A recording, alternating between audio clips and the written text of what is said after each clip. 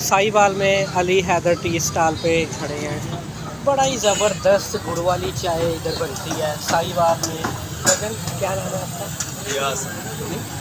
यासीन भाई। आपको दिखाते हैं ज़बरदस्त, ये देखिए, वाह जी वाह, क्या बात है जी, ज़बरदस्त। और प्यालों में ट्रेडिशनल जो होती है ना वो चीज़ बन रही है। इसमें हमारी रवायत तो एक किस्म की बड़ी कम हो गई है, लेकिन इधर आएँ आपको वही जायका वही चीज़ें सारी नज़र आएंगी। ये देखें जी आप इसमें प्यालों में, आहा हा, खुशबू ज़बरदस्त। पाओ ज़रा ठंडी ठंडी करके हैंड पे, आहा हा हा यार ज़बरदस्त है खुशबू, ये वन खुशबू।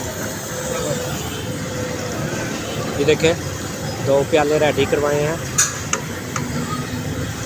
वाह।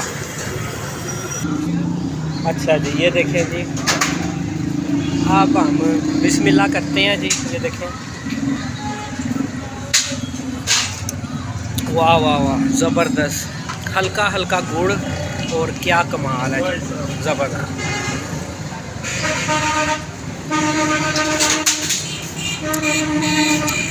कमाल हो गया यासीन भाई, ज़बरदस्त, माशाल्लाह।